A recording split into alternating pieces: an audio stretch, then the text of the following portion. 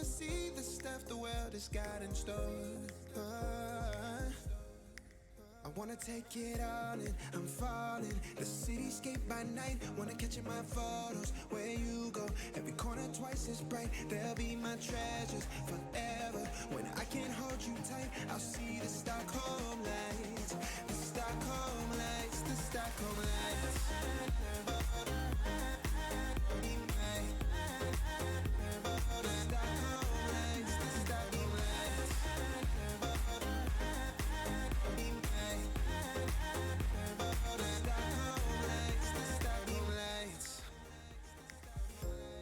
Tomorrow feels a year away, like the seconds, the beginning and the end. But if in time it's yesterday, your picture's gonna bring it home to me again. The world is waiting up, the world is waiting half a step beyond our door. And if it's not enough, I wanna see the stuff the world has got in store. I wanna take it all in, I'm falling. The cityscape by night, wanna catch in my photos. Where you go, every corner twice as bright. They'll be my treasures forever. When I can't hold you tight, I'll see the Stockholm lights. The Stockholm lights, the Stockholm lights.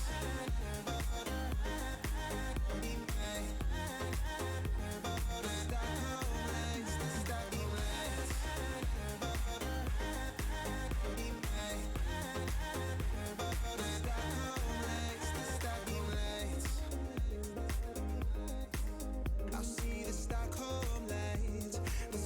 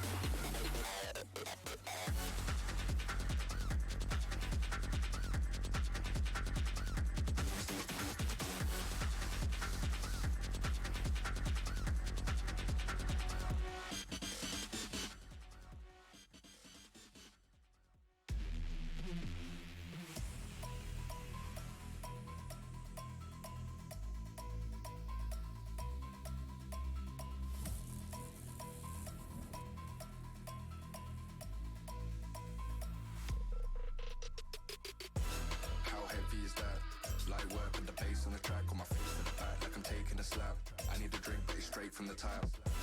And I'm hating the slack, couple man slide around like the hate in the gaff. Please stop talking that trash, cause the vibes in the front all the way to the back.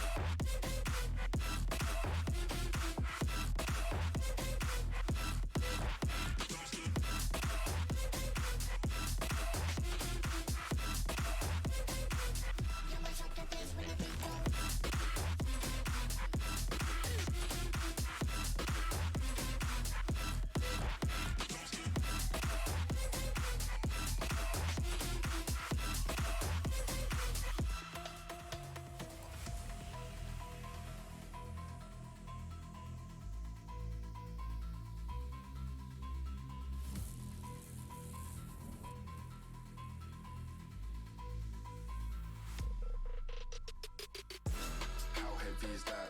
Light work with the bass on the track, on my face to the back like I'm taking the bass on the track, on my face to the back like I'm taking the bass on the track, on my face to the back like I'm taking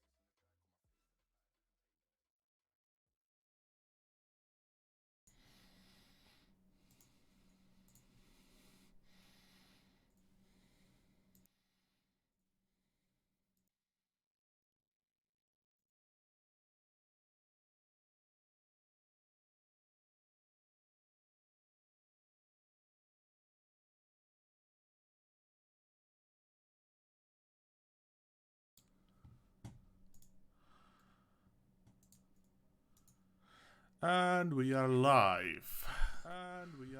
Hello, world. Good morning, Hello. morning, world. And good Or- morning to you as well. Oh, actually, morning is a bit. It's fucking 12. Yeah, it's Yeah, morning fair. somewhere.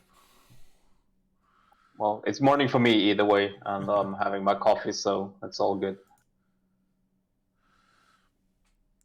Oh, Yeah, well, how did you sleep last night? It's still morning for us, so let's pretend it's 8 a.m. I slept beautifully, actually. I fell asleep watching Fnatic Big, and then I don't remember anything, and then I woke up and I was disappointed, so that's pretty much my story. Why were you I disappointed? I didn't sleep very well. I had a hard night. I was feeling a little bit sick at the evening. It's better now, but I didn't. I always sleep very poorly when I'm sick. So not Fair. so good sleep last night, but it's okay. One night bad sleep is not gonna stop me. Yeah. Well, Incredible Mouse says, no, it's 6 a.m. and you all have to live on my time zone. Fair enough. I did sleep quite well myself, actually. Yesterday evening was a bit of a hassle and took me a while to kind of get to sleep, but things worked out quite nicely, and here I am. I mean, it's almost sunny if you take the clouds out of the sky. So It's not even almost here. all right, Janne, yeah, I'm pretty sure it doesn't matter what you do in Finland. It's not gonna be sunny anyway. So Yeah, well, it's like 1 week in the summer it's sunny and that's it. isn't that like the classic joke that what's the best day of the year in Finland? Yeah, And the answer is summer. Yeah. All right, so we got quite a lot of esports to discuss, and luckily we have more than like the typical 20 minutes we would have in YouTube, so we actually have some time to dive into things. Just to kind of go over our topics for today before we start diving into the first ones, we're going to start with some ESL Pro League Counter-Strike, go over the results from yesterday and see the games for today, kind of preview a bit, see what the boys think about the matchups. After that, we're going to talk a little bit about Flashpoint, CSGO again. Then we continue with the Overwatch League situation. After that, we have a few words about the StarCraft 2 GSL Super Tournament.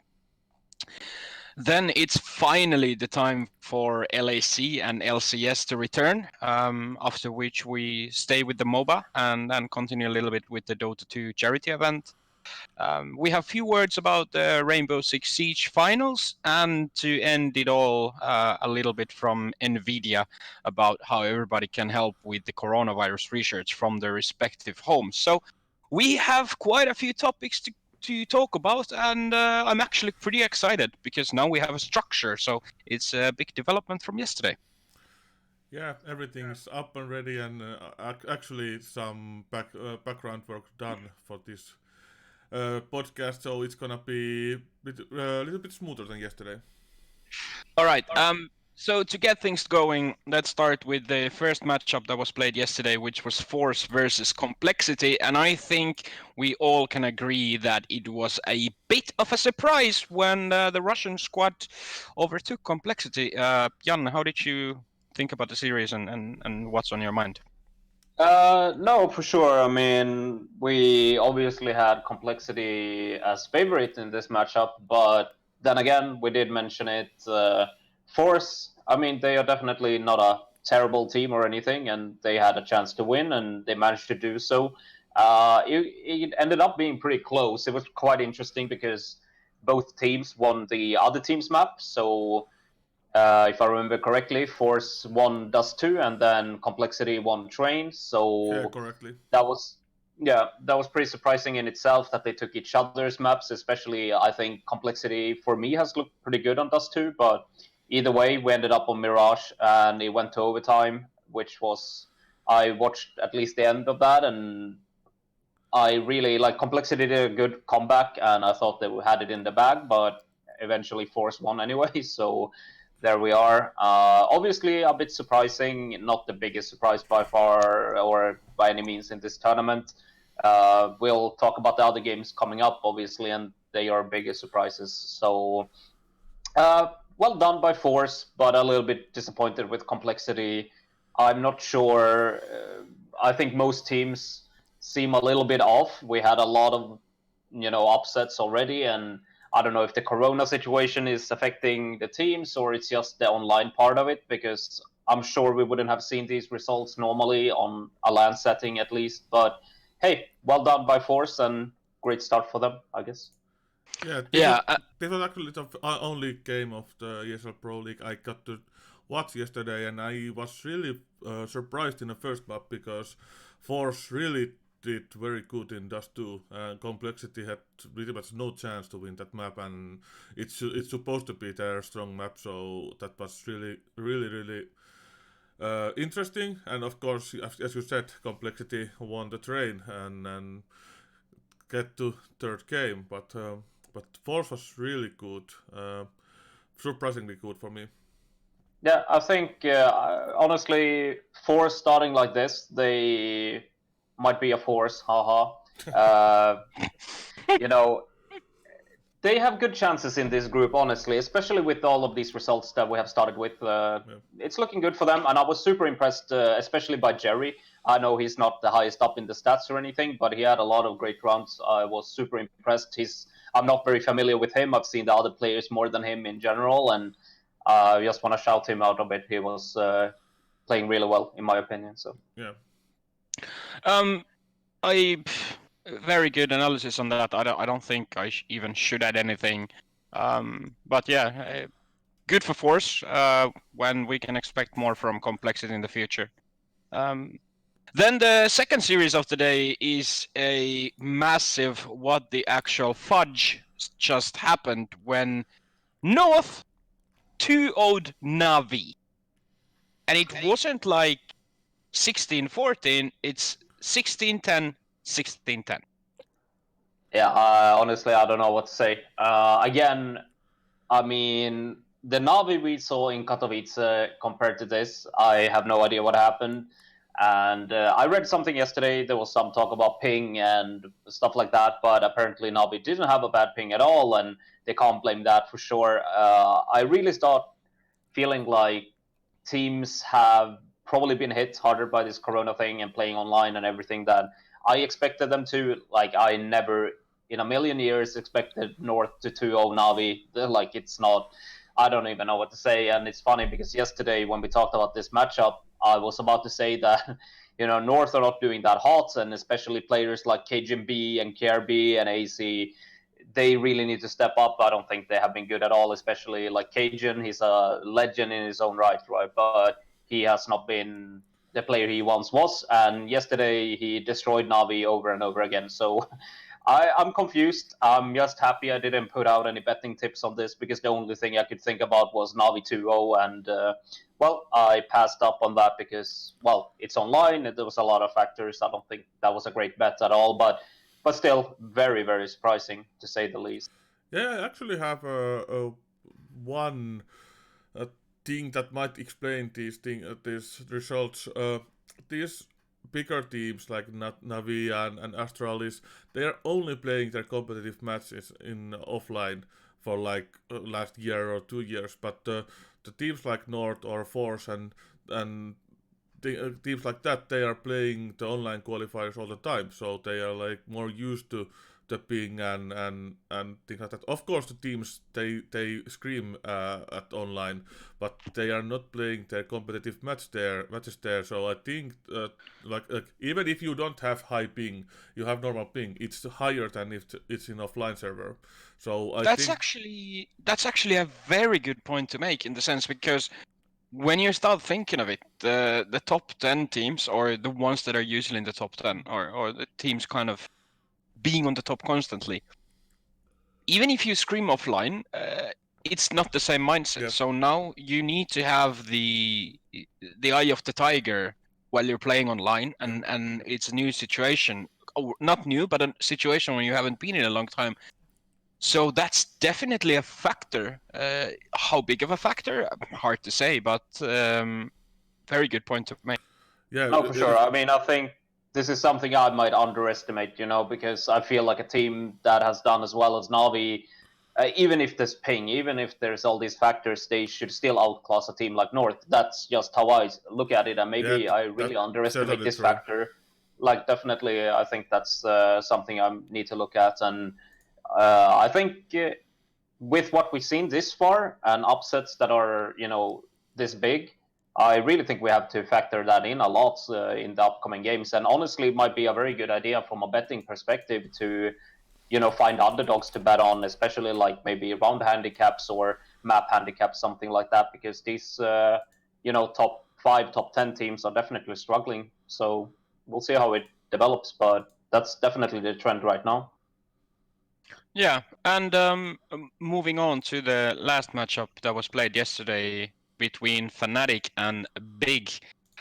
Again, a very surprising result, 2-1 for Big. I watched the Mirage myself, the decider, and I don't know.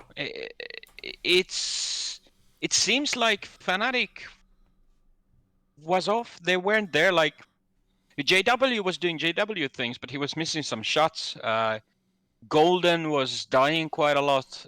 There were a lot of things where, for example, when he was jump peeking to B ups from B site, a CT, and he just got one tapped during a jump peek. So, unfortunate things, and obviously very well played by Big, but surprising result to say the least. Oh, for sure. I mean, of course you can't, we didn't expect Big to win by any means, at least not me, and I'm sure many others. But I don't know, it was an interesting game. I watched the 2 first map myself, then, like I said, I fell asleep. But Big won their Inferno pretty convincingly, and, they have a history of winning Infernos in Big, so I was like, okay, this is just the normal thing. They have one good map, and then nothing else, right? And Fnatic won Overpass really easily. So the third map, I for me, it was Fnatic should bring this home. They didn't. It's kind of the same situation again. I don't want to excuse all of these better teams on paper. These North and Big, they played well. I don't want to just sit here and talk about the top 10 teams and give them every excuse in the world. This is a game Fnatic should win, and they didn't perform. Meanwhile, Big did. So I don't know. It really shakes things up for the future. To I have no idea. let's say next game, if these, again, top 5, top 10 teams, if they underperform one more game or two, then they risk going out pretty early. So it's very interesting for sure. Yeah, but to be fair, the Mirage is a map that really isn't gonna tell much because it's more like solo performance heavy map. There is like who has the better day, who gets the heads better, they win the map. So it's not really telling map to play. No, I can agree with that, but then again, I just want to add. I mean, Big has been on an upward trend lately. They have been doing pretty well, to be honest. But then again, of course, the teams they usually play are like tiers below Fnatic or the other teams in this tournament. So I didn't see it as that big of a factor, even if it's a positive trend. But I mean, this is a great win for Big, and seriously, Big had this group is interesting, I believe, because Force, Complexity, Big, there's one more team I'm forgetting. They kind of on paper should fight for the third spot, and getting a win against Fnatic in the first game is super big for Big. Fucking hell, these puns are getting worse and worse. So it's big. Let's put it like that. Yeah. And then moving on to today's games. We start the ESL Pro League Season 11 Day 3 with a matchup between Ninjas in Pyjamas and Team Spirit, who both respectively won their first matchups 2-0. Spirit obviously decimated ENCE from the face of the earth, and NIP showed Astralis, who's the rooster. So at this point, it's really hard to say. Kind of, I'm NIP beating Astralis in my eyes means that NIP is on a really strong form. Spirit beating ENCE just means that Spirit won the team that's probably going to be dead last in the group. So you can't really take that much out of it. Yeah, I do agree, definitely.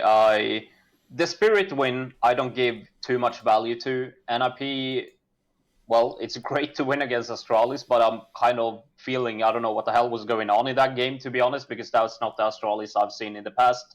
Honestly, I believe this game can really go either way. I mean, NIP should be the favorite, they are the favorite, but I don't know. This feels like a toss, in my opinion. I have no idea what to think about this game, actually. To be fair, like you mentioned before, while we're talking about Fnatic versus Big, that we shouldn't really give excuses for this big team. So even like by saying that Astralis did not look like the Astralis we're used to, then it's like, well, Astralis needs to, pick up their game and get back on track, and all the kudos to NIP. And because of that, in my opinion, it makes NIP looks really strong, and obviously they are quite big favorites to win this. And because Spirit's win versus ENCE is somewhat irrelevant, in my head, I'd say this is 2-0 NIP. Yeah, and even if Astralis wasn't the normal Astralis, the teams go against Astralis differently than they go against other teams. They are going playing more secured and did not want to make mistakes. And NIP didn't do that. NIP went full ahead on that game. They wanted to win Astralis, and they didn't really give that much respect for Astralis, and I think that's a very good sign, because if they don't give too much respect for Astralis, they definitely don't do that for Spirit, and they will go full ahead. Yeah. Sure. I think this is going to be a very interesting game, actually, just from also the map pools these teams have, because I know both teams really like Inferno right now, I'm pretty sure, and that might lead to an interesting situation. Also, NIP plays Vertigo a lot, so it's quite likely we'll see that. I don't think at least Spirit are permabanning that, actually. Hang on with me for a second. No, I think this is going to be very, very interesting. And, okay, so you say 2-0 Spirit. I think Spirit is going to win one map. at least. I believe in the boys. Maybe that's even a good bet. I'll have to have a look at that, but I believe in Spirit. I don't think NIP. I understand your logic with winning against Astralis, but I watched the games they played before that, and I was definitely not impressed. They played against Apex, which is a Norwegian team. They sucked. They won 2-1, but it was really, really close, and they almost missed out on going to the minor, which now probably isn't happening, but whatever. Then they played big. I wasn't very impressed by them there either. I don't know. I can't believe NIP is that good just because of that one game. So, Yeah. Spirit, let's go. And NIP Okay. are my boys, by the way. So, And Spirit actually looked good against ENCE, even if ENCE is bad. The Yes. Spirit looked very good in that game. But at the same time, it's really hard to say if someone looks good when they're playing a team who's playing on a level such as ENCE, because I mean, they make opponents look better at the they moment. do. It's a sad reality. But Yeah, it's true. let's not get too stuck in here. Second matchup of the game, which is supposed to start in 5.5 hours, is going to be between the Danish powerhouse Astralis and then we have Godsent. Godsent obviously is our number one favorite in this matchup because there's a Finnish player Otto Zen Linjala. So, no, what am I talking about? Yes. Yeah, Jesse. yes, It's not Otto Linjala. Otto Yeah. Linjala is Otto Ande. There you go. Okay, so Astralis Godsent. I mean, look, if this was 1 week ago, it's pretty simple. Now it's not. I have no idea anymore. Okay, Astralis is gonna win, but I really believe Godsent might pick up a map. I was kind of impressed, or I've been impressed by Godsent for a long time. And even if they lost 2-0 to Vitality in the first round, I think they played well, especially on Vertigo. Then again, I know Astralis are pretty decent there too, so that makes it tough. But honestly, Godsent might at least pick up a map, I think. Yeah, Godsend is really, really hard for me to predict because sometimes they're looking very good. They can challenge anyone, but next day they can be like playing very tight series against ENCE, and they really are doing different types of games and different days. So. I don't know. Godsend in a good day is really good team. I'm really impressed in some of their series. I mean, But- looking at Godsent in the past month and a half. So first we have Ice Challenge, which was early February. They lost 2-1 to Navi. Then they 2-0 ENCE and VP, and then lost 2-0 to Navi. Then they had the minor, the qualifiers for ESL 1 Rio. They won Copenhagen Flames 2-0. Then they lost to Complex 2-0. Then they won OG 2-1. And now, so far here, they've played just against Vitality, and they got 2-0'd. But yeah, we spoke about it yesterday. It was the first map was 16-14 and the second one 16-8. So Godsend has they can get a map here for sure. But I don't think they can win, even though Astralis was looking dog shit worse his NIB before. Sure, that's my feeling as well. But I'm pretty curious here because I think if Godsend gets to pick Vertigo, I think they will actually win it. Yeah. Especially with how bad Astralis looked against NIP and Godsend, it's a very good map for them. So I would recommend Astralis to ban Vertigo, but I don't think they will. So I do believe that Godsend is picking up one map here, which is I don't know, it even sounds stupid to me, to myself when I say it. But Astralis probably will bounce back, right? We've seen it before, but this is very close, or very close, as in the last game was played just 2 days ago. So no, Godsend will pick up one map, and I'm actually looking at odds, and I'm pretty interested in putting out a betting tip for it, but I will have a better look at it. Fair. And then towards the last matchup of the day from ESL Pro League Season 11, we have French Vitality versus ENCE. And yeah, 2-0 for Vitality. Zaiwu MVP. I mean, Allo will probably do his best as he's the only one who's been able to play lately, and the rest of them will be in his backpack. But I don't think Papa Allu can carry the team alone to victory versus a team such as Vitality? No, and this is a super easy 2-0 for Vitality. End of story. I don't believe in ends at all. And I like Vitality, so no, this is the easiest 2-0 for the Baguettes ever. And somehow the French teams has been like Achilles heel for ends even when they were in their strong point. So Actually, yeah, it was 2015 or 16 when you and me, Meiko, were still working with GGS with the Helsinki department. When it was the assembly winter, when LDLC white and blue were there. Yeah. ENS was on a good form at the time, and LDLC white and blue were not there, but Devil single-handedly fucked them over. Yeah. And same with the old G2 roster and things like that. They are really bad against French players. I don't know why, but and now Vitality is anyway big favorite. So ENS has no fucking way to win this. No, I do agree. I think this again. I'll be the betting guy here. So I think if Inferno is picked, because ENS has been fucking terrible on Inferno forever, like, I don't know, for almost forever at least. There was a small little time when they actually were good, like Katowice onwards last year, where they were decent, but then they have been absolutely terrible, and they lost 16-2 to Spirit last time, right?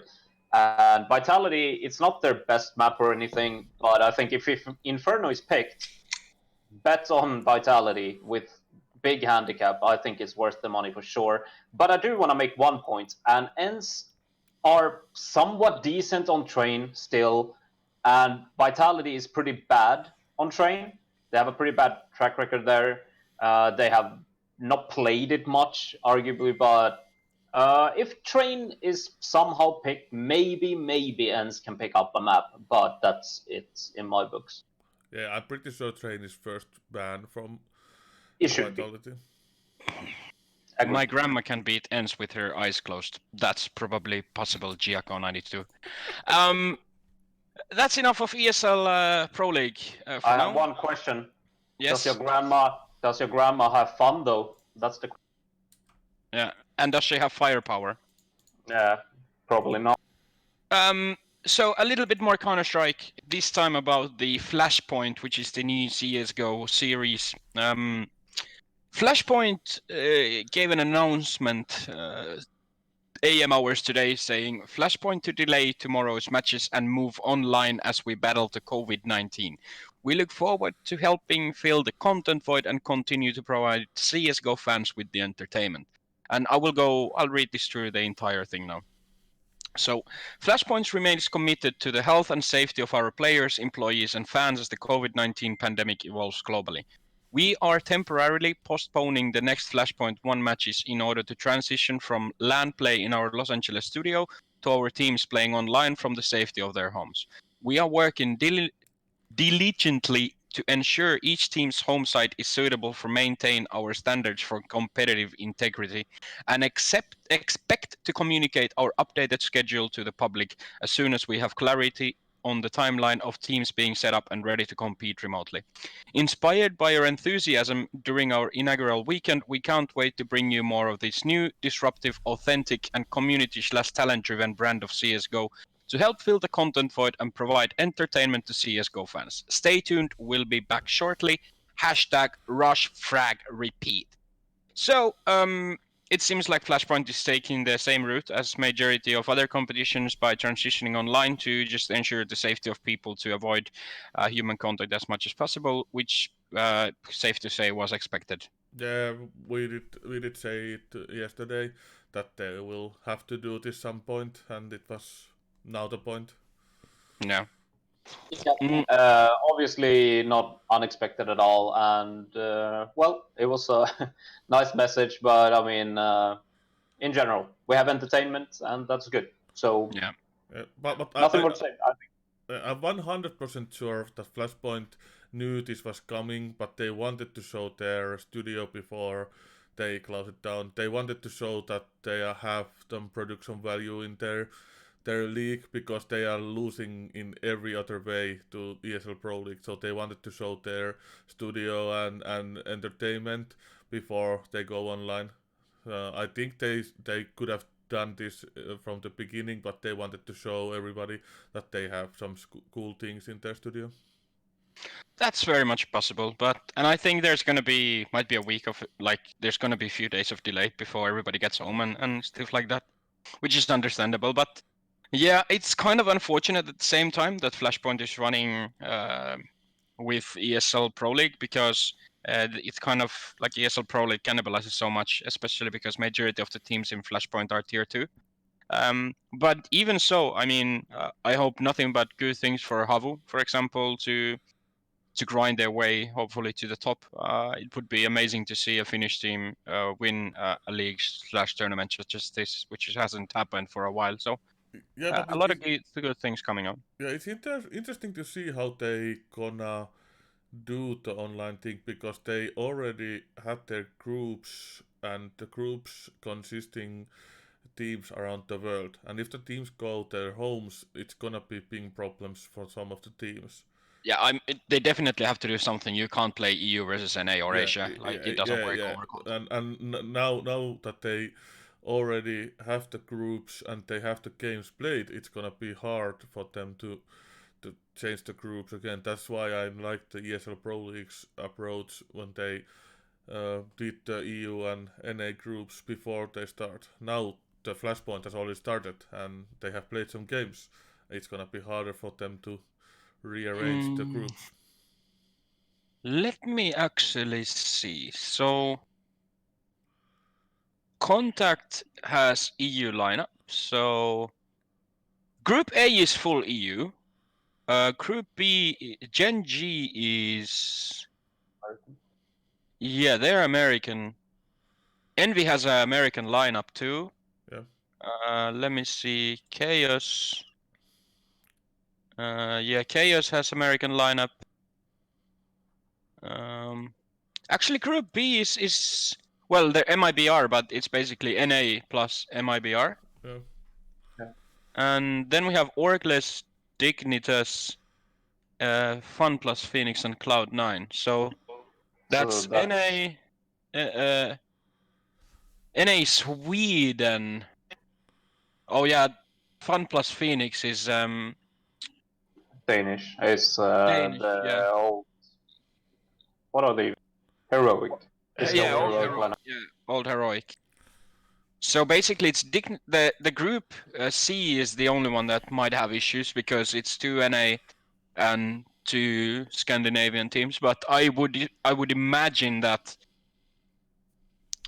it's either that they facilitate Dignitas and Fun plus Phoenix in America, and they play Group C in there.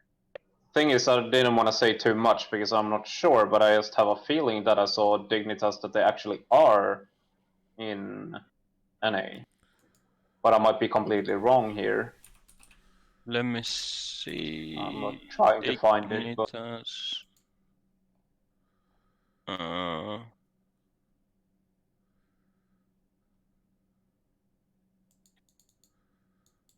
let me see. Where is it? Dignitas. Tweets. But HLTV says that they have revised the schedule and there will be like Dignitas Sweden against Cloud9 USA games, and Friday and Sunday we'll have Orkless from Canada to Fun plus Phoenix in Denmark games going on. It's I don't know how they're gonna fix that because I mean the only other like what they could do here is that they switch to group setup. Like obviously the first results need to be handled, like something needs to be done for the first played games, but because there are basically 6 teams from EU and 5 teams from NA plus MIBR.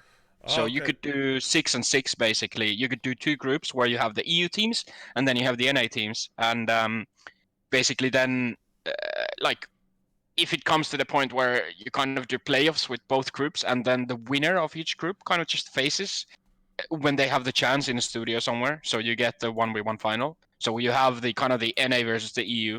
That's one approach you could take. But it seems they're not going to change their groups, but they are providing apartments in LA for teams that wants that.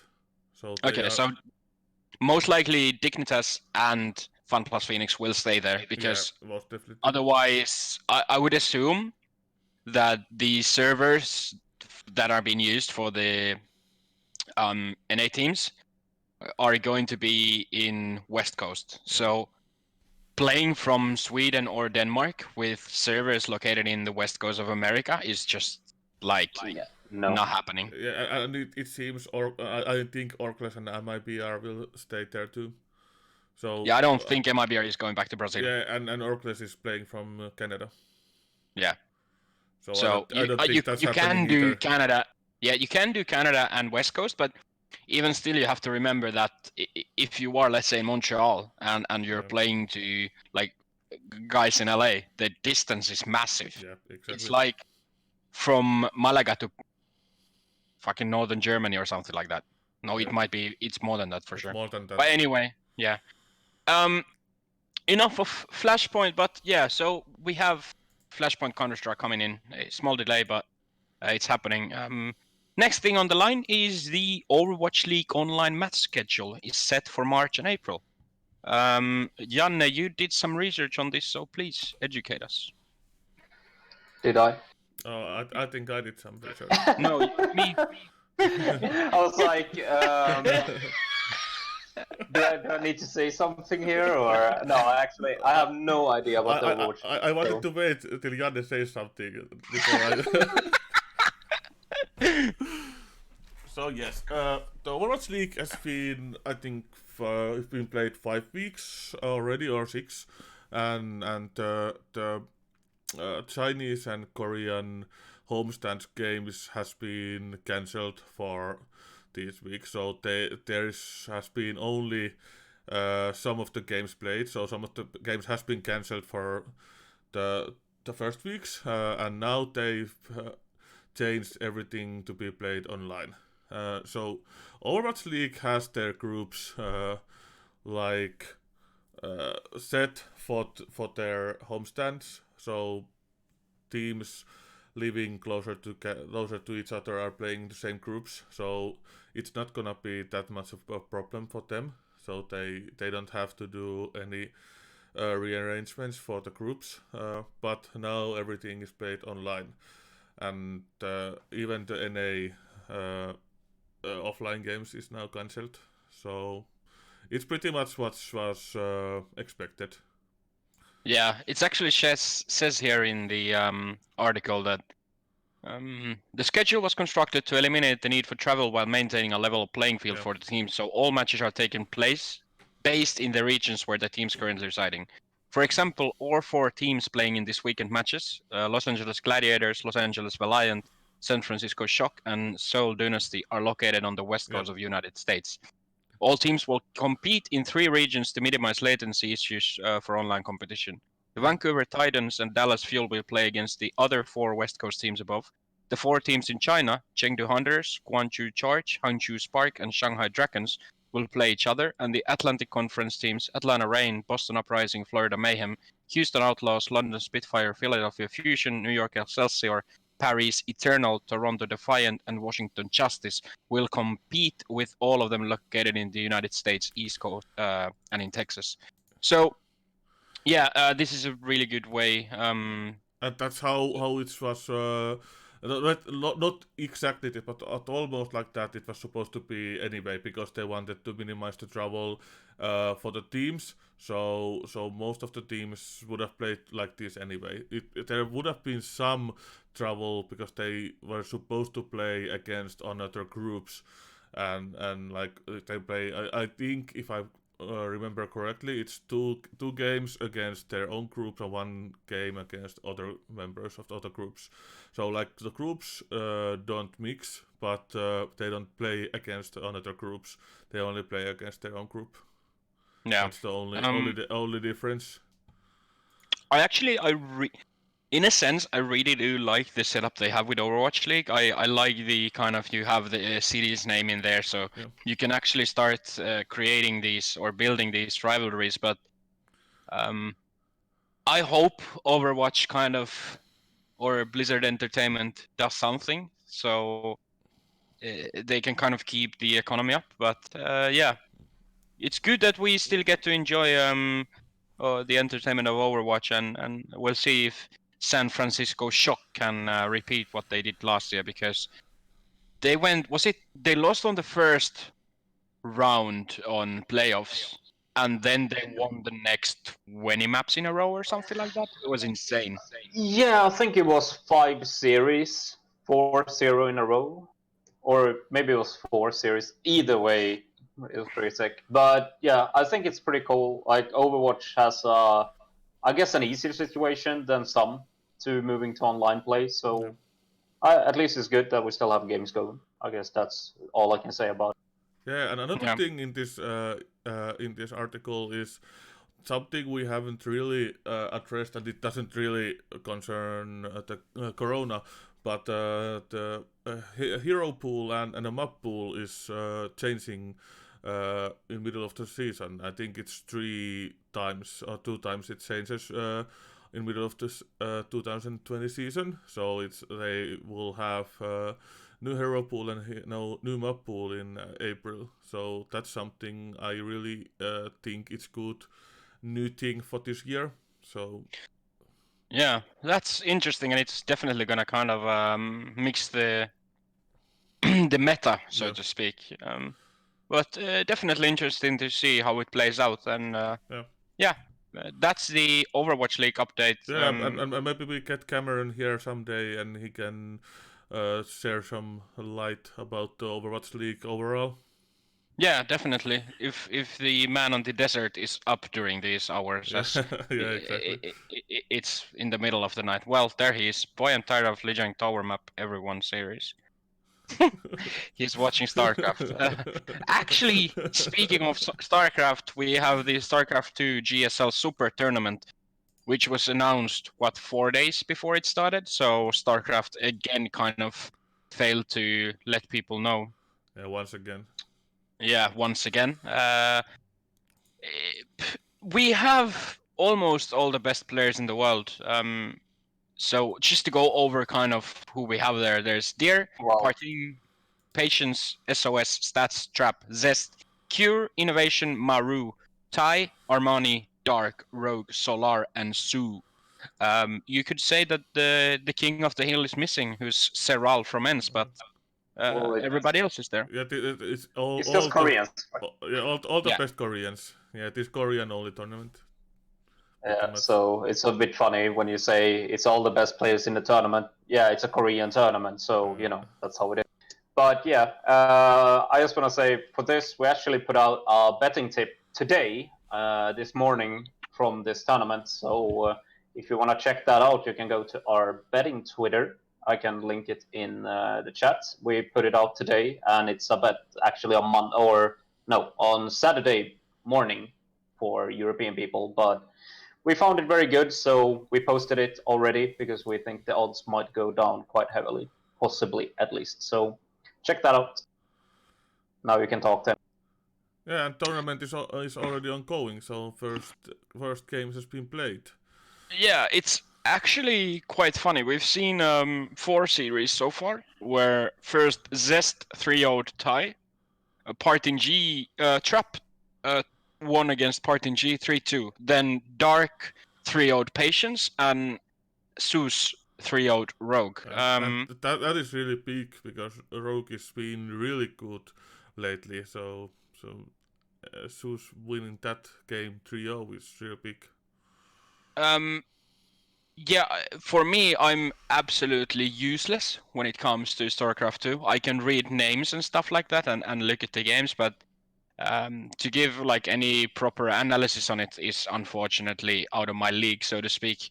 But StarCraft 2 definitely has interest, and there's a lot of people who wish to know more about it. But we wait. have to try to get Cameron in one day so he can actually speak a little bit more about that.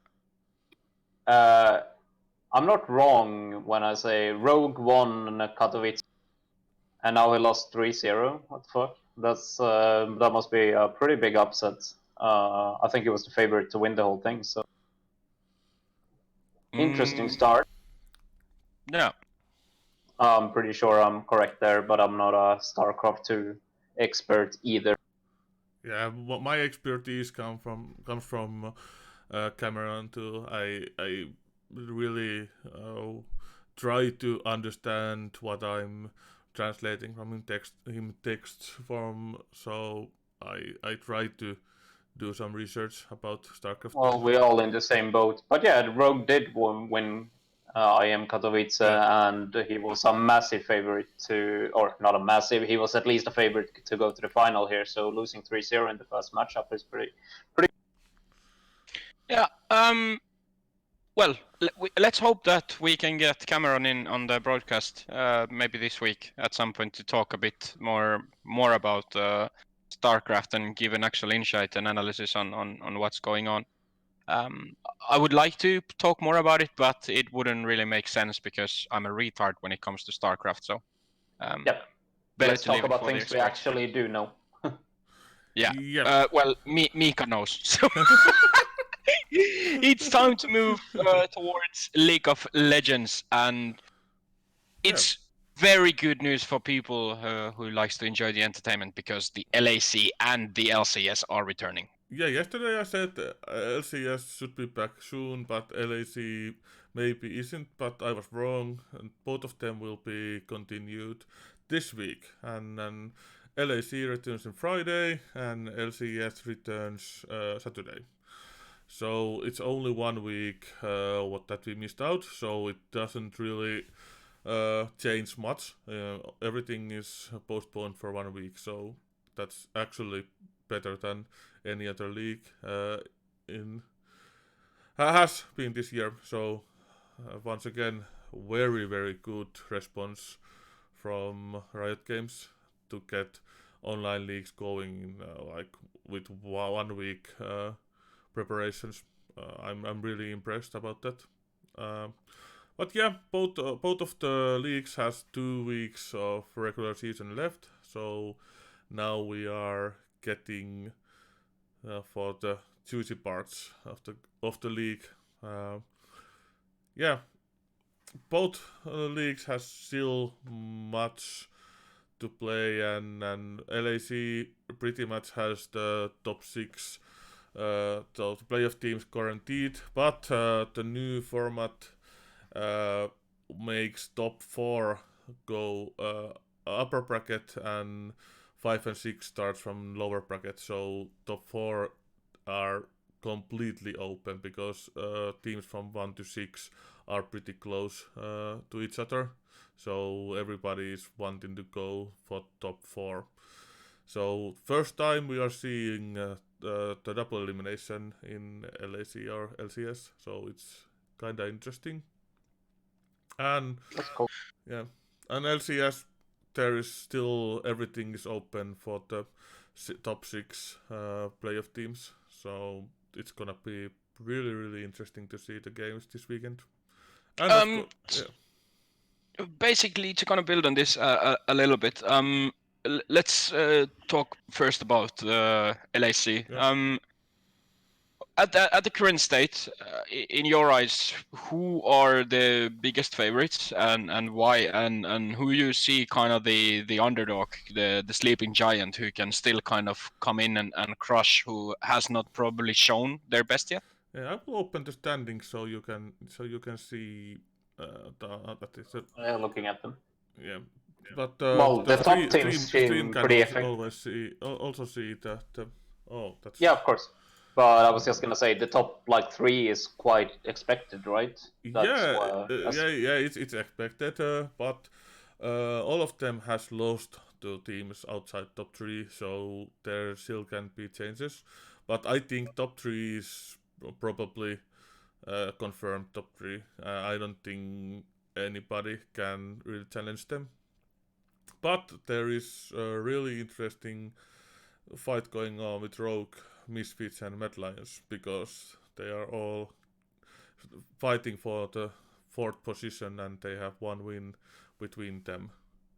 And But I mean, if Origin or Fnatic loses the next game and Rogue and Misfit win theirs, then it's like a completely open game when you have 4 teams kind of tied at the same time. yeah, it's open, but I opened the schedule here, and in Friday, all of them, like the T2 is playing against Rogue, so but T2 is the strongest team in the league, so they should win. And Origin is playing against Team Vitality, and Fnatic is playing against XL. So All right. so there should be like they should win those games, and Saturday Fnatic against Rogue is very good game, and that if Rogue didn't win this, that won't win that one, they're out of the top 3 positions for sure, and maybe out of top 4 also.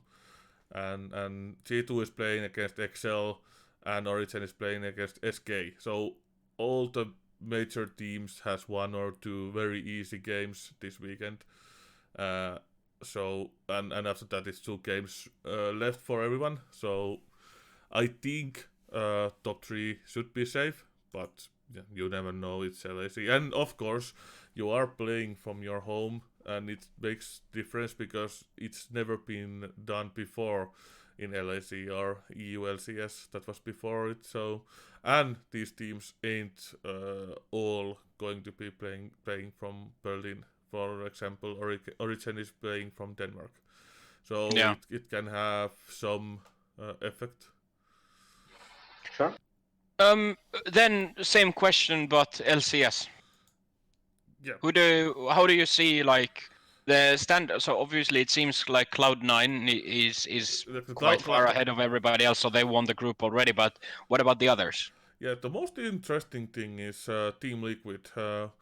Team Liquid is the biggest favorite for this season, and it is in place 7 right now. Of course, they had to play with substitute jungler for first games of the season, but even when they got their original jungler, they have been looking very shaky. So it's gonna be one thing that can mix things up really heavily. I think this 1 week break has been good for them because they have 1 week more to fix their problems. So I think they might be coming back after the break.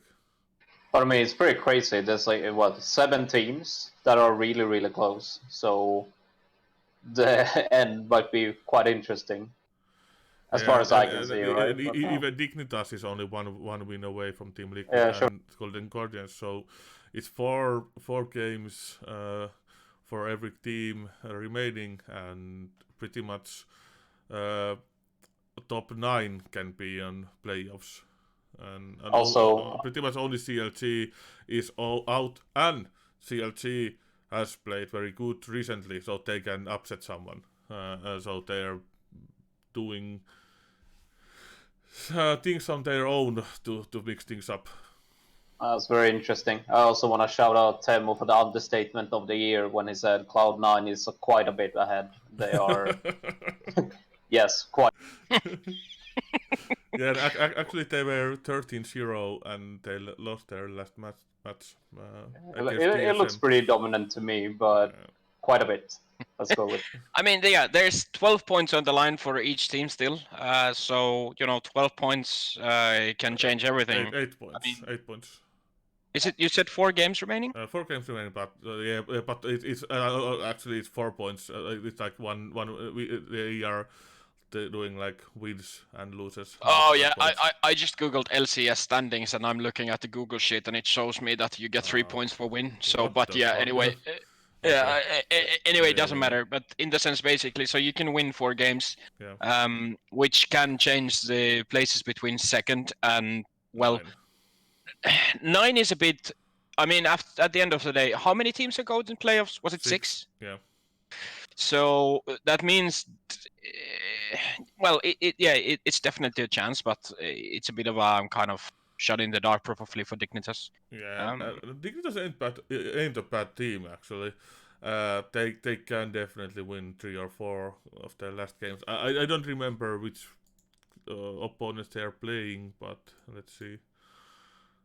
They are playing CLT and Evil Geniuses this weekend. So 2 teams, which one of them is behind them and one of them is like 1 win ahead of them. So it's definitely a possibility that they go 2-0 this weekend, and then it's looking quite different than it's looking right now. Yeah. All right. Is there something you would like to add about a League of Legendaries? Not really. We've done pretty good preview for this week. Because, of course, the last week was supposed to be this week, but there is really good previews done for both leagues, so go check them out. Yeah. You can actually link them to the chat meanwhile. So yeah, I will do that. and then with that said, it's time to move to the other MOBA game. El Bono would ask in this case, but is it as good as Dota 2? We won't answer that question today.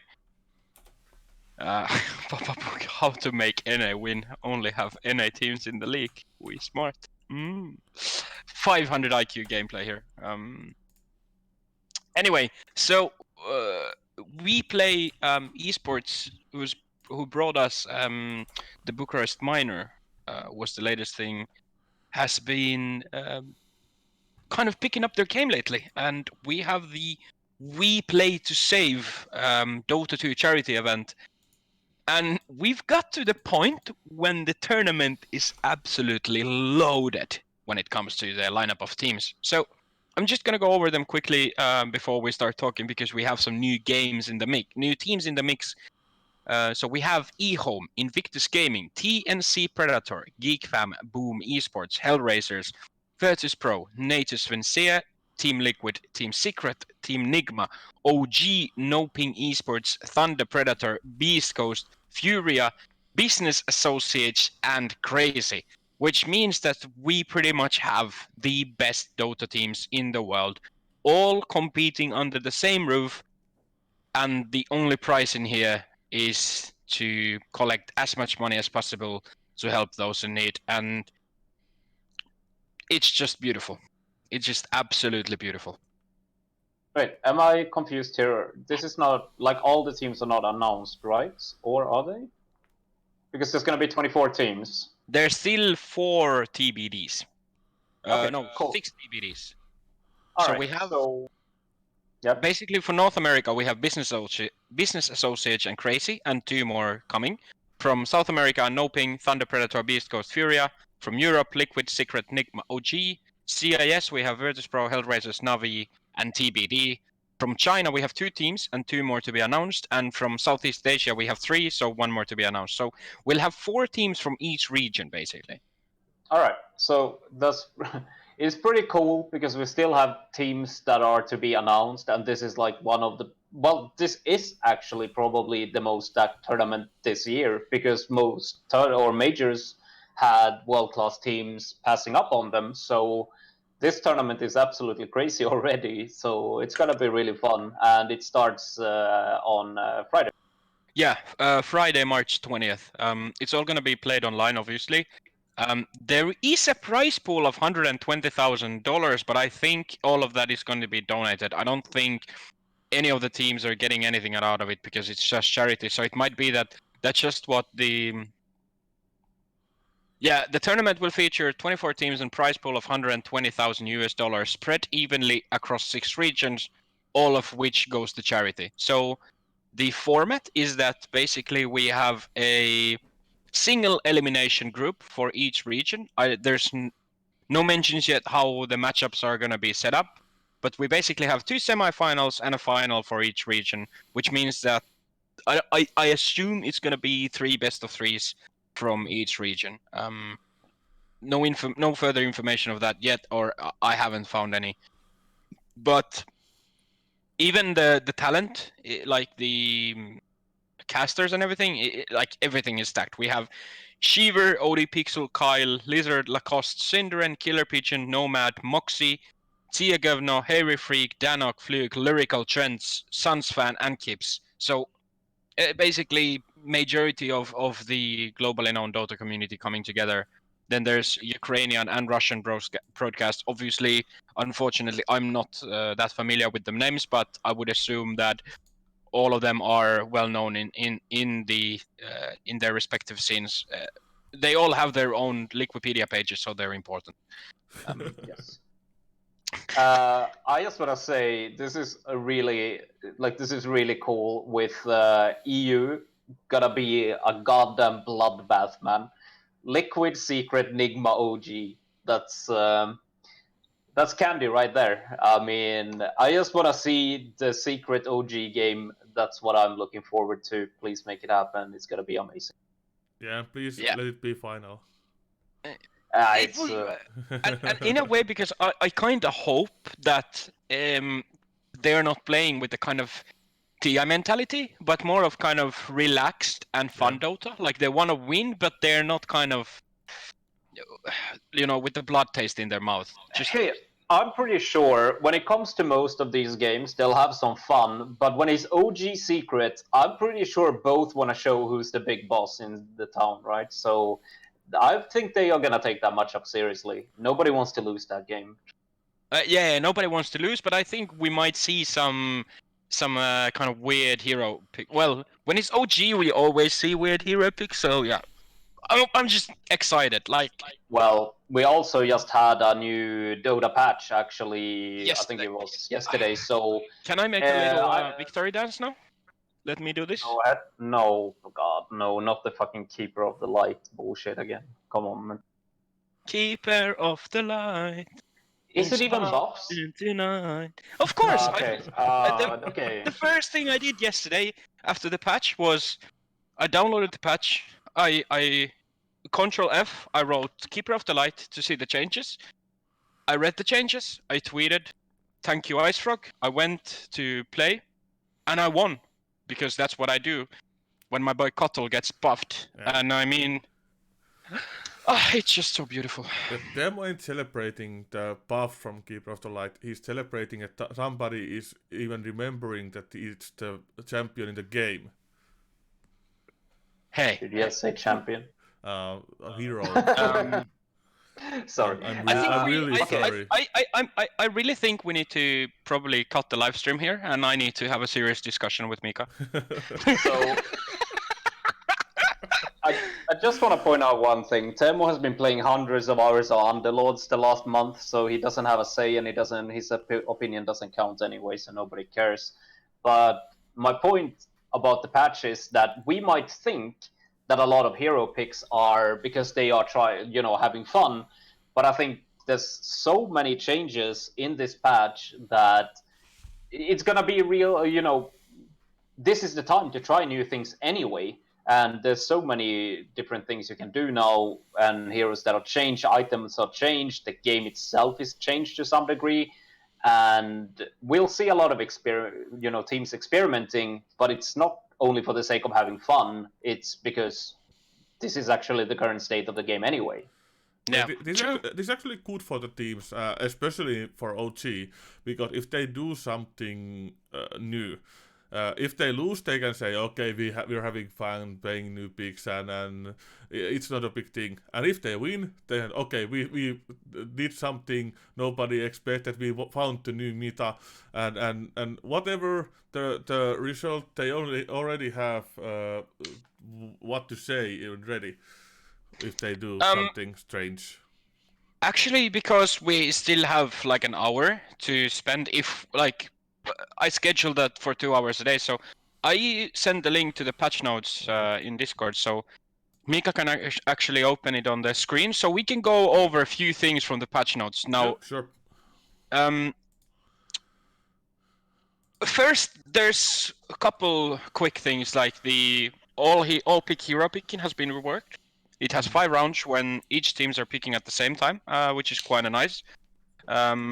And that the power runes initially spawn at 4 minutes now. When I like that change. Yeah, and before that, it started on 2 minutes. So basically, I think it helps a little bit on the laning stage. Like you can keep supports there. Mid can concentrate on things. Like I think a bit too much happening with the bounties. So good change for the early kill, early You mean game the stuff. runes, right? Yeah, the You said runes. bounties. Yeah, I just want to say. I mean, I think this is a good change because a lot of times lately the mid matchup has been decided already at 2 minutes because somebody picks up a DD or whatever, right? So I think the 4 minute rune is not as impactful as the 2 minute one because you can't shut down the other mid laner. So I like this change a lot. I think it makes perfect sense.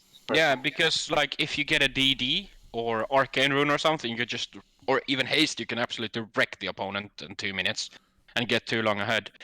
Another change that's going to affect is the captain's mode now has counts. The captain mode ban counts per phase changed. It used to be 3-2-1 to 4-1-1. So now you ban 4 each before you start picking, and then you just have like basically 2 counter bans that you can use practically. Where is that change? It's somewhere below. Yeah, it's just above the item changes. Okay.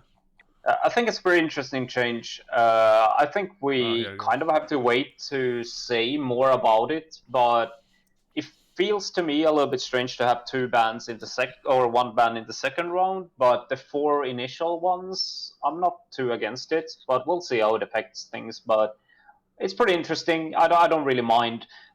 We had the old format with 3-2-1 for quite a bit, so hell, why not? One more initial ban. It's pretty cool. Why not? Let's see how it works out. Honestly. Yeah. Then I don't want to dive to because we can speak about this for the next 24 hours, but Yeah. I'm just gonna kind of fast forward a few things that kind of stuck my mind a little bit about the neutral items. Not that much in my head. The No. change with boots of travel and Tom Porter scroll is quite big. So TPs are now 90 gold instead of 50. You still get the 3 in the beginning of the game, so you got the 3 free ones, but it's almost double the money now. And boots of travel no longer has an active because you could abuse having boots of travel and TP scrolls to kind of move even faster because you basically have double TP. So now Boots of Travel upgrades TP scroll while equipped, reduces its cooldown to 40 seconds, allows it to target units, and does not consume a charge on usage. So basically, the double TP ability is now off, and Travels just upgrade the TP. It's honestly a pretty big change, especially for later parts of the game. I think split pushing becomes more effective now because you can't just go back and defend and get back instantly and stuff like that. So it's a pretty interesting change. I honestly feel like I kind of like it. The TPing all around whenever you wanted to with Boots of Travel was a bit much in my opinion. So I like this, but we'll see how it affects it. I really think split pushing might become more of a thing again, which it used to be. So quite interesting. Well, That's actually something I really like, but the reduced cooldown in a town portal scroll, but you don't have double teleport, so I think it's a good thing for the game. yeah, that's because like the travel TP had a 40-second cooldown already, and then you had a 1-minute cooldown TP. So yeah, I think it's a good change. Few other things like basically this is for support players, but so headdress and Ring of Basilius and buckler no longer require an iron branch, which means they're also cheaper now. So you can actually get headdress as the first item. It's 400 gold if I remember correctly. And then just like tangos on the top, so you have shitloads of region to start with. It's something. I think it's kind of interesting because these are all the 3, cheap aura items: headdress, basilisk, and buckler. So, in my opinion, and I'm sure people have different opinions and thoughts about this right now, but I think all 3 items are considerably worse actually because they don't have any stats. And I really think headdress might still be a thing, but I think basilisk and buckler might be dead, kind of. Yeah, We'll see. I might be wrong, but I really don't like them as much as before because of the loss of stats. Yeah, I mean, in a way they could have like dropped the, but it seems like they're trying to kind of reduce stats in general or they're kind of trying to get them away from early game because then like having iron branches it doesn't make as much sense anymore, kind of. Sure. But yeah, and another kind of major change is that Bloodthorn no longer has critical strike chance. So instead of Crystallis, you need Hyperstone. You lost. It went from plus 75 damage to plus 30, but attack speed went from 30 to plus 85. So, It's kind of interesting. I'm not really sure how I feel about that, but it kind of gets better maybe for a few heroes, but it also gets worse for a few others. So yeah, like if you think of, I think it's definitely like a raw DPS loss when you just look at physical damage, because the crits kind of, even with a somewhat low chance, was quite big, and I don't think the attack speed upgrade kind of makes up for it, but at the same time the price is pretty much the same, so, or it's Yeah, actually a little bit cheaper now.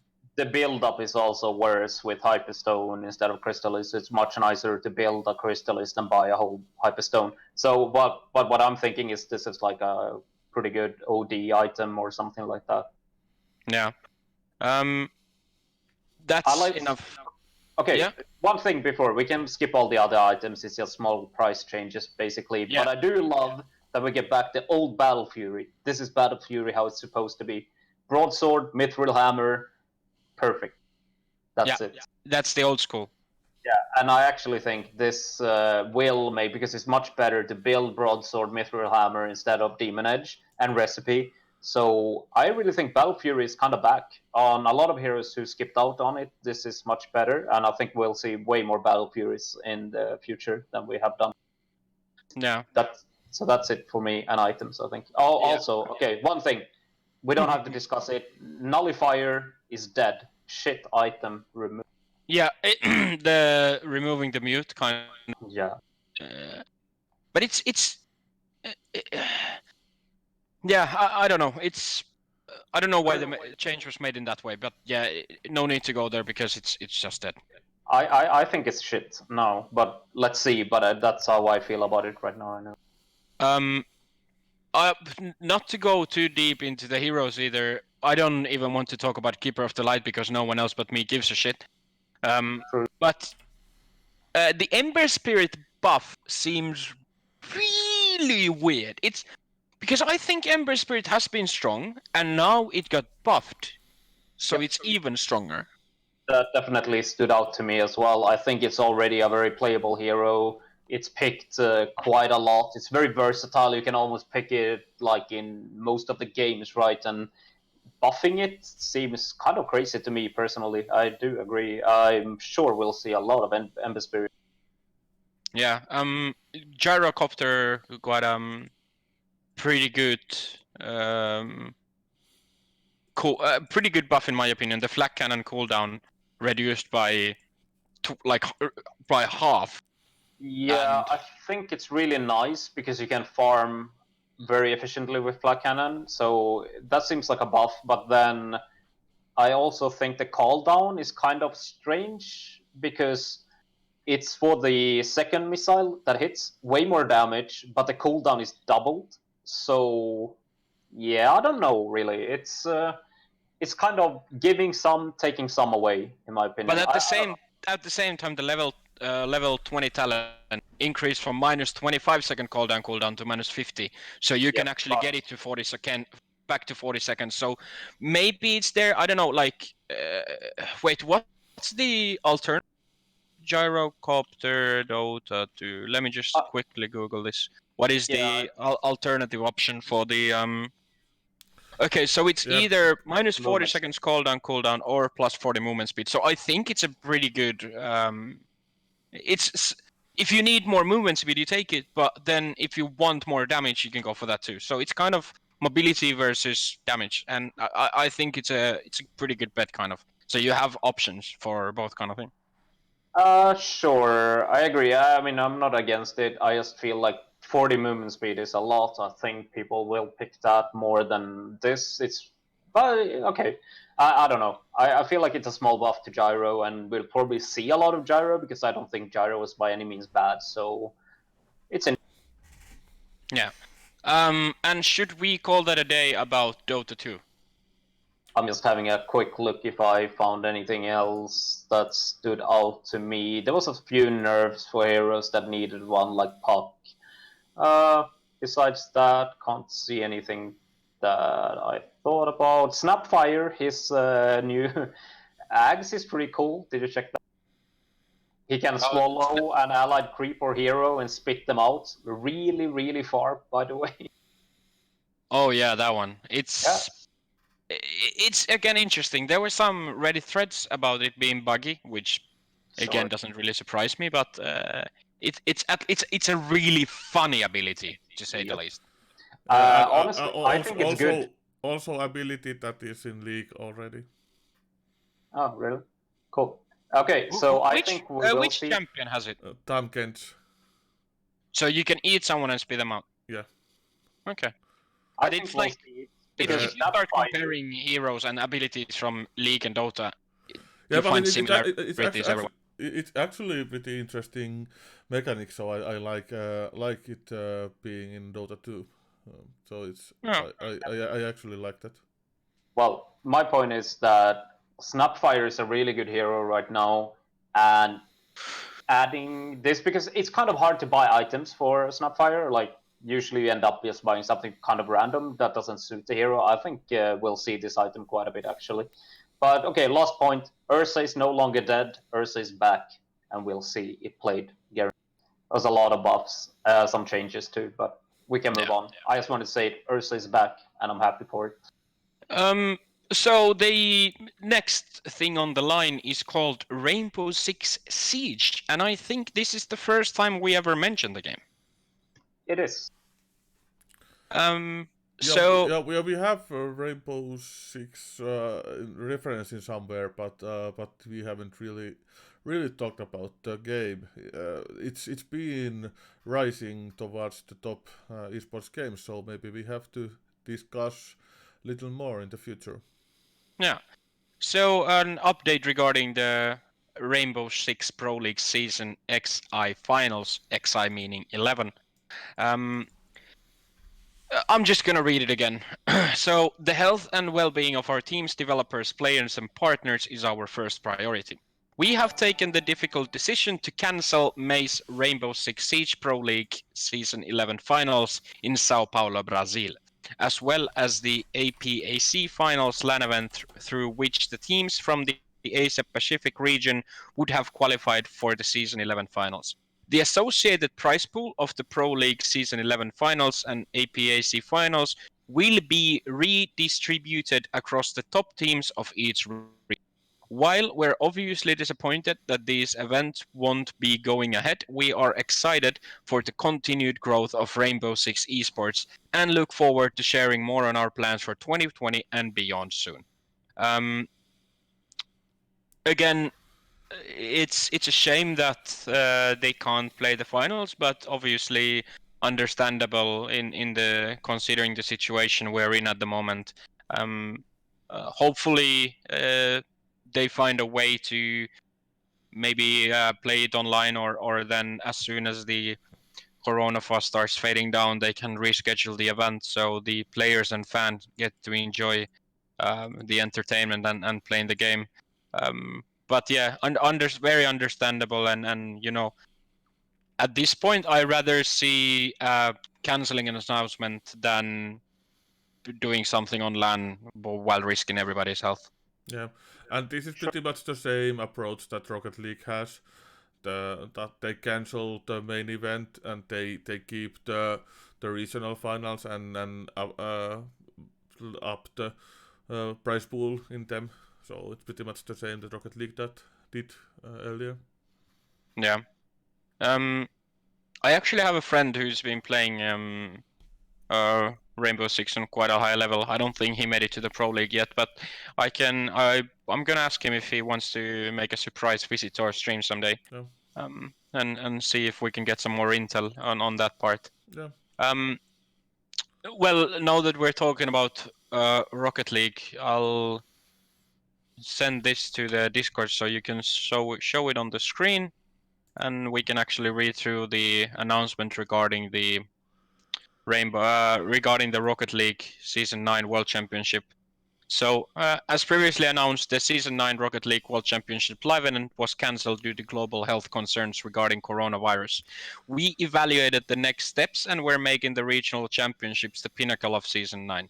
Because of this, we're adding $250,000 of additional pricing to the regional championships across the 4 regions that were set to compete at the World Championships. That means that there will be the biggest and most important regional championships we've ever held. For the North American and European Rocket League Championship Series, the regional championships will have $100,000 added to each of their respective prize pools. This additional prize pool will be split among the top 4 teams that would have qualified for the World Championship from each regional championship. And here's how it will be distributed. First place will get additional 52k, which accumulates to 70k in total. Second place will get 27k of additional pricing, which adds up to 40k in total, and tied for third place, so third and fourth, will get additional 10.5k, which means both teams get $16,500. We'll also be awarding 25k of additional pricing to our partner regions in Oceania and South America for their regional championships, respectively. The additional pricing will be split among the top 2 teams from each regional, and the distribution goes as following. For both Oceanic and South America, it's first place gets additional 15k and second place additional 10k. So the winner gets 37.5 and the second 24k. And to conclude their announcement, it's just because there won't be World Championship doesn't mean the world's most exciting esport comes to it. We are working on a plan to bring you live online regional tournaments in the coming months that will continue to deliver top flight, high intensity professional Rocket League you've come to expect from the Rocket League esports. I would say that some people might have an argument on the world's most exciting esport, but definitely good news for the Rocket League community. Obviously, the pro players and the teams and organizations, so they can support their livelihood, get some bread and toilet paper from the store if there's any left. I like the decision in many ways. The fact that they are using the money that they would have elsewhere to still distribute it for the teams to support the economy in a situation such as this. So big kudos to Rocket League. Definitely good decision, and definitely a correct way to approach this situation. They want to entertain the fans. They want to make regional things bigger. I think it's definitely a right choice for them. Yeah. And one thing it's interesting in Rocket League. I noticed it before, and also in this update, they have no real scene in Asia. They only have Oceania, South America, North America, and Europe, which is pretty different than most of the esports titles have. So they don't have any official league or tournaments in Asia or Southeast Asia, anywhere there where the most of the titles are the biggest ones. So I think it's pretty interesting. Yeah, I actually have friends in Australia who are really big with Rocket League, and they've been begging me to talk about it. So now they got their moment of sparkles, kind of. But I mean, to say the least, Rocket League is entertaining. It is super fun. I'm not gonna be negative. I never really watched it. I never played it. So hey, it might be super awesome. Maybe I'll even give it a shot soon. Rocket League. Pretty cool. Rocket League is super fun. It's super fun. I'm absolutely dog shit in it, obviously, but it's super fun. But you need to have a PS or Xbox controller to be able to play it. Keyboard and mouse is a no-go. I own it, but I haven't played it never ever. So maybe I've tried it a little bit. I was really bad. I want to try it again, but it's super fun. And like I've been watching a little bit of the Rocket League esports, and the level of gameplay is very, very, very high. Yep. When you see what the players are actually doing in the game, and then you kind of try these things, and you realize that they are really good and you're really bad. Yeah, exactly. Right. So we have one more thing on our list, and then if anyone in the chat has any questions, ideas, something you would like to get an opinion on, please let us know, because the next tweet that we're gonna show is the last thing we have scheduled for today, which is from NVIDIA GeForce. Basically, every single one of us who has a GPU can help the world to fight against coronavirus by basically, I think Mika can explain this a bit better than me, but basically you donate your GPU for science. Yeah, it's pretty much the same way that cryptocurrency started in the beginning. So you can mine the resources, and it's pretty much the same idea for this one. And it's NVIDIA is doing the big campaign for it. It's not the only one, but I think it's the biggest company that is campaigning for this right now. There is a Reddit thread which opens more about what's going on and why this is important, and it's not hard to do. You just download the app and press the button, and you give your GPU for the greater good.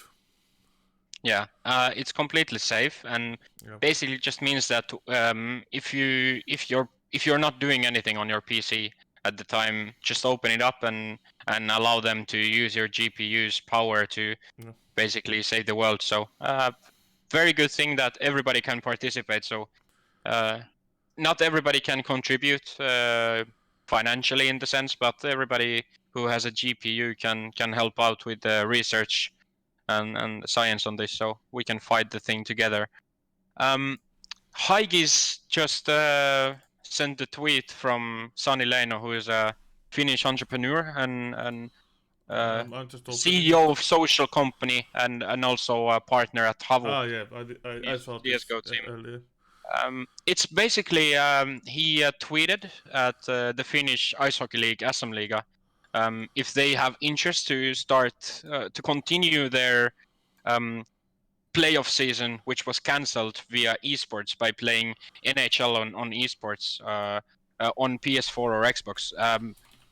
It's a very good initiative, and basically the idea is that you would have 6 players from each from the traditional sports teams playing online versus other teams.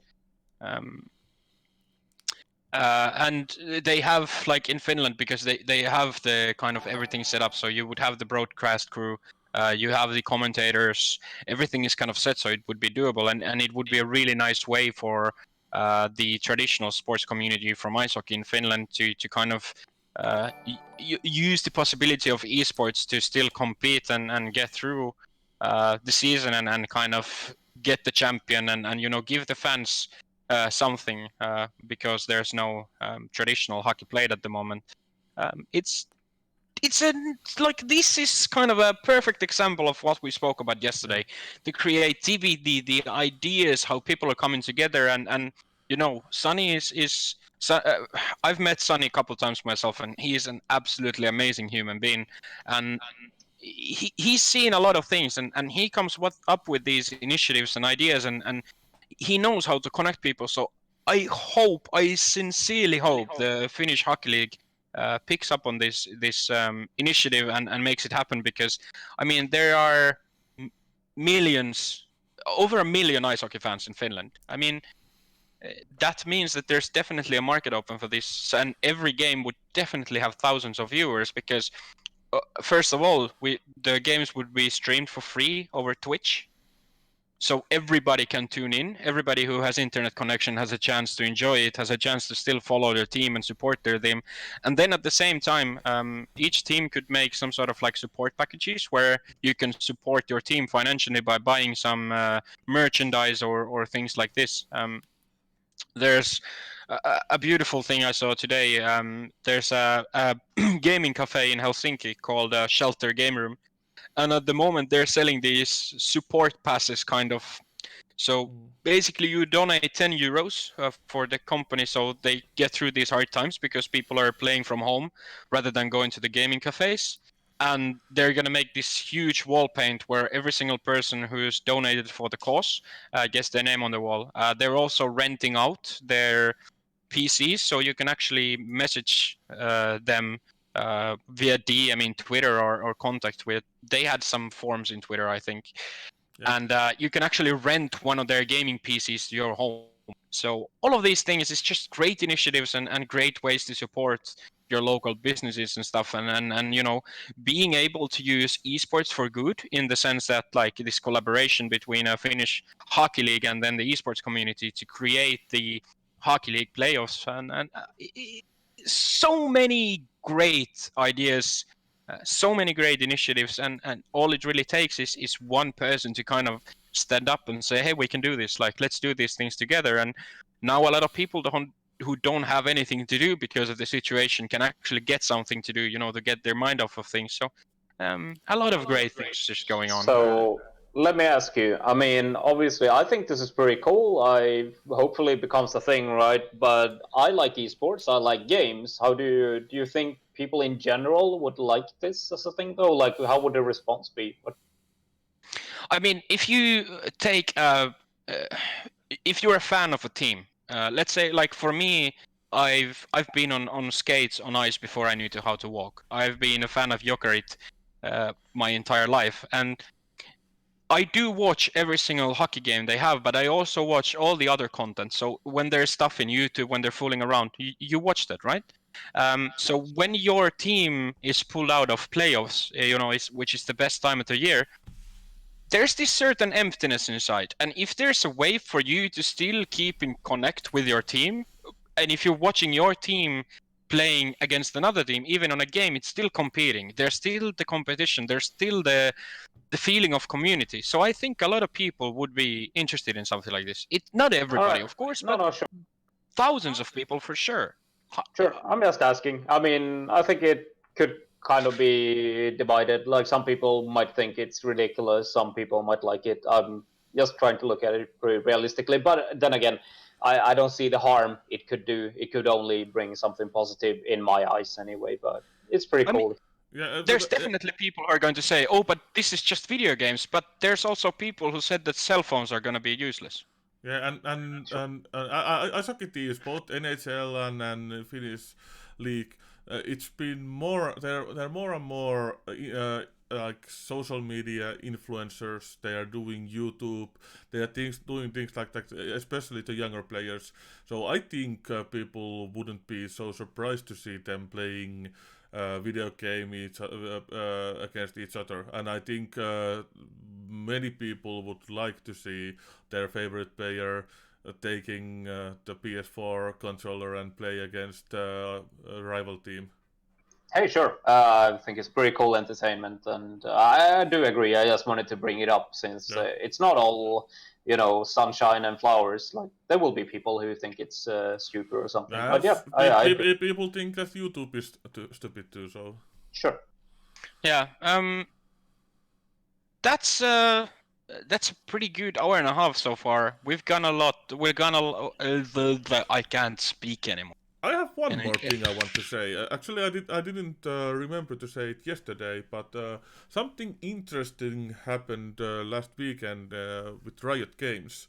They are coming up and came up with the new games. They came up with their card game Legends of Runeterra, and before that they came up with Teamfight Tactics, and of course Valorant is coming up. But something interesting has happened between the Legends of Runeterra and Teamfight Tactics, because earlier the Legends of Runeterra was supposed to be their next esports title, and they said that they are going to focus on that for now. And last weekend they announced the new Teamfight Tactics season, and during that stream, they told that they are going to explore the possibilities of Teamfight Tactics ongoing esports, and they are going to contact the top players about the changes that game needs for that, and that really tells me that they are going to ditch out the Legends of Runeterra, which has been a little bit disappointing with the player amounts and the streams they have done for it. So I think Riot Games is maybe evaluating the possibility that Teamfight Tactics is the new focus and not the Legends of Runeterra, which was supposed to be the next big one. It might be because just to so it's clear if someone doesn't know, Legends of Runeterra is the Hearthstone type of card game, and Teamfight Tactics is basically the Dota auto chess / Dota Underlords but League of Legends version. Yeah. This is a maybe. Obviously, I have no data, but this is just a gut feeling, like my opinions usually are. Card games such as Hearthstone and Legends of Runeterra are just kind of really boring. And Legends of Runeterra is even slower than Hearthstone is. Because if you think about it, like when you look at esports, when you're looking at any entertainment, what are you looking for? You're looking for emotional roller coaster. You want entertainment. You want the goosebumps. You want the ohs and the wows and the boos and the woos. What is there to boo and woo or get hyped about in Hearthstone? Oh my god, you put another card on the table. So then if you want to do an esports out of a fucking auto chess game such as Underlords or TFT, it's a game of chess, which is kind of entertaining for yourself. A game of chess with the steroids. But as opposed to watching it and making a proper esports out of it, it's a bit of a because I agree. So much RNG, first of all. Secondly, it's literally the minions just fighting each other, and you're just there kind of putting them out. So I don't think TFT or Dota Underlords have actually like high potential or like any real potential to become a good esport in the sense. It's very fun to play. Like I've played Underlords for almost 300 hours already. I think it's super fucking fun. But as an esport, it's hard to say if there's a real market for it. I mean, while I agree, I still think if there's enough people who find it interesting and entertaining, we don't have to compare everything to the biggest esports in the world, you know. So if there's still a big audience for it, maybe it's not the biggest esport out there, but maybe that's not how we should judge everything either. I mean, I'm not a fan even personally, but I'm just saying, you know, we can't compare. It doesn't have to be as big as Dota or League of Legends to be a success, right? No, of course not. But I'm just kind of trying to, as someone who's played Underlords for 300 hours, which is quite a lot considering when the game was released, it's super fun to play, but I don't see why anyone would get excited about watching it, because a lot of, like, when it comes to esports, on the titles that are doing well, it's all about tempo, right? The games have somewhat high tempo. There's always something going on. Where in Underlords, it's just round after round, grinding and clicking reroll, trying to find upgrades, and then if you get unlucky, you're fucked. And even if you get lucky, there's still no like, oh wow, it's just pretty well played.